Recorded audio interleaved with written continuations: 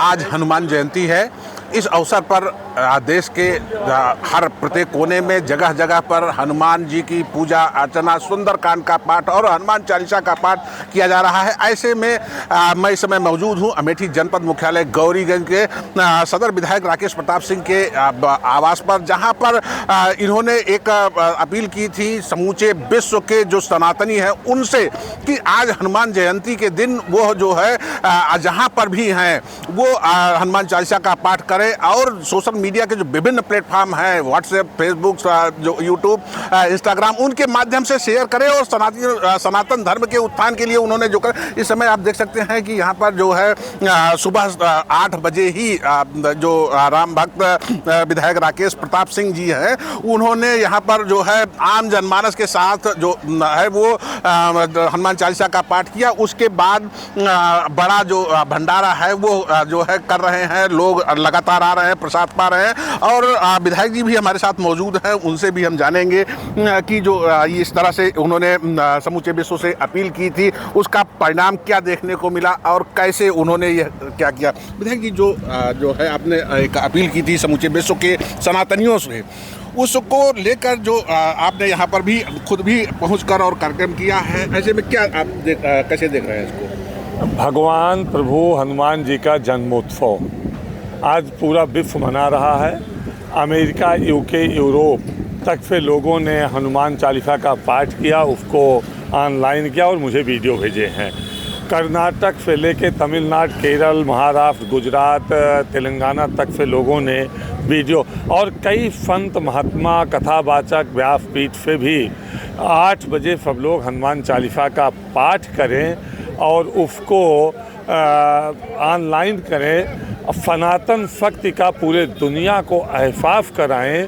और मेरा भी प्रयास था कि करोड़ों करोड़ लोग वैसे तो जन्मोत्सव मनाते ही हैं, हनुमान चालीसा का पाठ आदमी रोज़ करता है अपने घरों में, अपने मंदिर में, अपने पूजा स्थल पे, लेकिन एक साथ जब करोड़ों करोड़ लोग एक साथ 8 बजे प्रातः जब पाठ करके और उसको ऑनलाइन किए तो सनातन शक्ति का एहसास दुनिया को कराए और सनातन को के विरोधियों के मुंह पे ताला लगाने का भी प्रयास था। अभी तक इस तरह से कोई कार्य नहीं किया गया था, पहली बार इतने बड़े स्तर पर आपने पहल की है, तो जो है क्या लगता है कि सनातन धर्म के उत्थान के लिए ऐसे लोगों को आगे आना चाहिए जिससे सनातन धर्म आगे बढ़ा सके? बिल्कुल, सारे इस तरह के आयोजन के लिए एक समय निश्चित करके, चाहे वो चैत्र रामनवमी हो, दुर्गा पूजा हो, रामलीला हो या देवी देवताओं के हमारे जन्मोत्सव हम मनाते हैं, जब एक समय पे पूरे विश्व में उसको मनाएंगे तो उसमें सब लोग जुड़ पा सकते हैं। अब जैसे हम यहाँ आज पढ़े तो यहाँ बच्चे भी आए, बुजुर्ग भी आए, बड़ी बालिकाएं बड़ी संख्या में आई, बटुक ब्राह्मण बड़े संख्या में आए, तो सब जब नीचे एक साथ बैठे तो जो हमारे लोगों को, हमारे सनातनियों को, हमारे हिंदू धर्म को मानने वाले लोगों को जो जातियों में बांटा गया है, ऊंच नीच के भेदभाव का अंतर समझा दिया गया है, जब एक साथ बैठेंगे तो उस भेदभाव के अंतर से भी ऊपर आएंगे और एक साथ सनातन को मानेंगे और एक साथ हिंदुत्व को पहचानेंगे और हिंदुत्व की भावना से एक साथ पूजा करेंगे तो अच्छा रहेगा विश्व के लिए।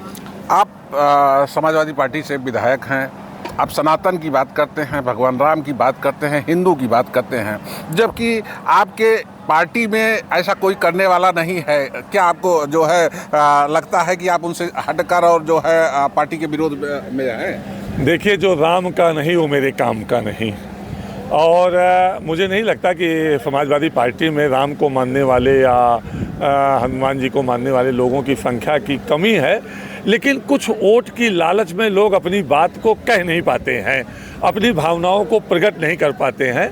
मैं आपसे केवल इतना कह सकता हूं कि दल, राजनीति, विधायक गौड़ है, जहां राम की बात आएगी, जहां राष्ट्र की बात आएगी, जीवन के अंतिम सांस तक और शरीर के अंतिम बूंद खून तक राम और राष्ट्र के लिए काम करता रहूँगा, इसको आगे बढ़ाता रहूँगा। और जो हमारे समाज में किन्हीं कारणों से पीछे रह गए हैं उनको भी मुख्य धारा में लाने का प्रयास जारी रहेगा।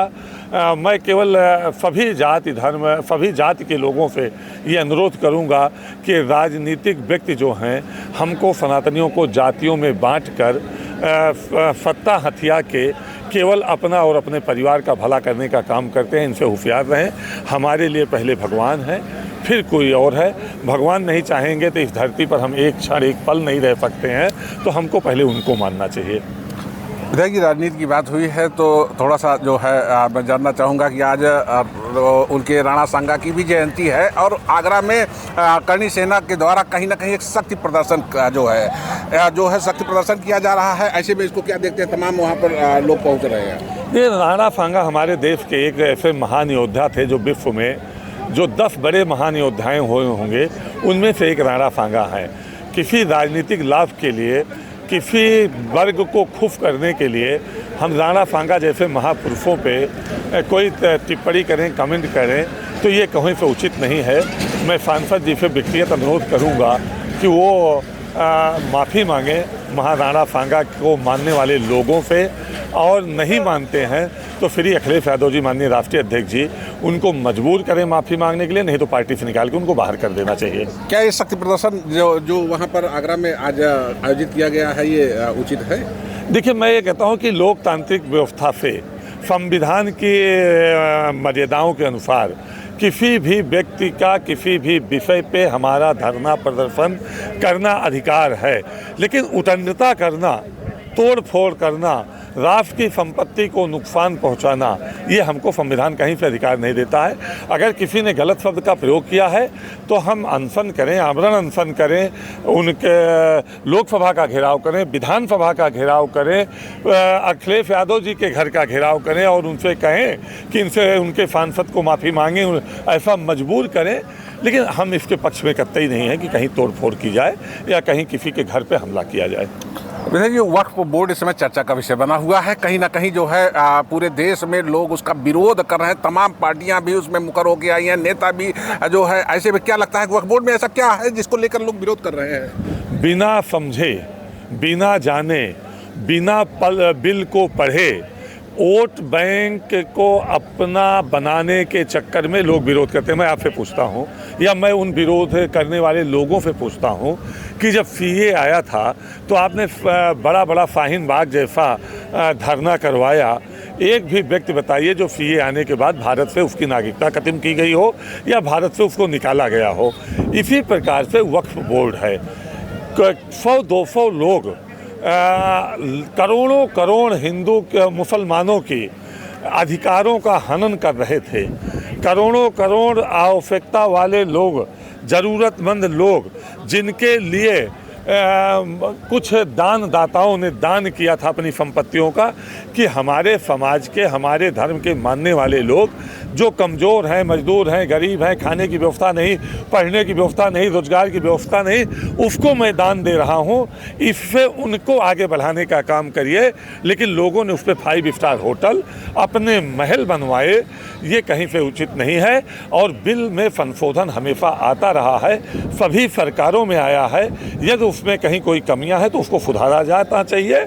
और वक्फ बोर्ड में जो संशोधन हुआ है बिल्कुल सही हुआ है। राजनीति को बरकरार रखने के लिए और राजनीति के लाभ के लिए, किसी वर्ग के वोट के लिए हम देश को पीछे नहीं ले जा सकते हैं। हमारे लिए पहले देश प्रदेश है, उसके बाद राजनीति, उसके बाद कोई समाज, उसके बाद कोई जात, उसके बाद कोई व्यक्ति है। क्या लगता है कि वक्फ बोर्ड का जो बिल आया है, इस बिल से जो इसकी निरंकुशता है उस पर लगाम लगेगी? क्योंकि कहीं ना कहीं अगर भारत में देखा जाए तो सबसे बड़ा जो सबसे बड़ी ज़मीन है वो उसके पास है, क्या कहते हैं, रेल के पास है, रेल विभाग के पास। दूसरे नंबर पर जो है सेना के पास है। तीसरे नंबर पर यही वक्फ बोर्ड आता है। और ये अगर कहा जाए तो टैक्स भी कम देता है। राम मंदिर का जो है टैक्स उसको 4000 करोड़ सालाना, ये जो है 160 करोड़ जो है। और जब सबसे ज़्यादा ज़मीन इसके पास है तो इसके निरंकुशता पे कुछ लगाम लगेगी। कुछ चंद लोग को परेशानी है, कुछ चंद लोगों की रोजी रोटी आगे खतरे में आने वाली है। बाकी पूरा मुसलमान समुदाय से खुश है। वो चंद लोग वो हैं जो सबके अधिकार का हनन करते थे, सबके अधिकार को मारते थे और केवल अपने साम्राज्य को बढ़ाते थे।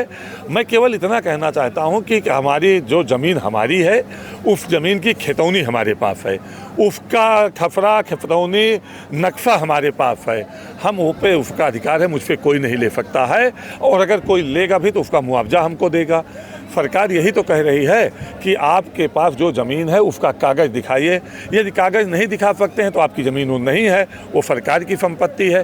तो इसमें कहाँ किसको परेशानी होनी चाहिए। आप मोटरसाइकिल या कार से आए होंगे तो उसको ख़रीदे होंगे, उसकी आरसी आपके नाम होगी, उसकी किस्त दिए होंगे, उसका पैसा दिए होंगे, तब आपकी है। लेकिन बिना कागज़ का लेंगे तो पुलिस चालान कर ही देगी भी रोक के।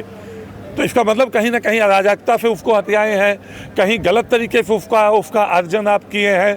तो मेरा केवल यही है कि वक्फ बोर्ड के सदस्यों को भी इस बात का ध्यान रखना चाहिए, उसके संचालनकर्ताओं को भी इस बात का ध्यान रखना चाहिए कि उनकी संपत्ति क्या है, सरकार की संपत्ति क्या है, या दूसरे लोगों की संपत्ति क्या है।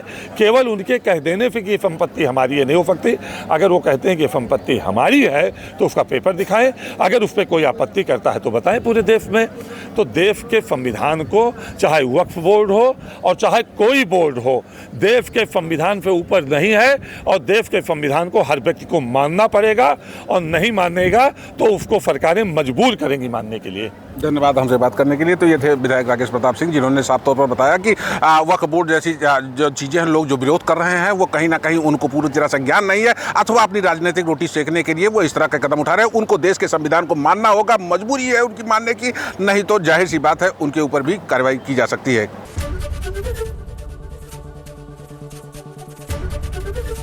एबीपी गंगा, खबर आपकी, जुबान आपकी।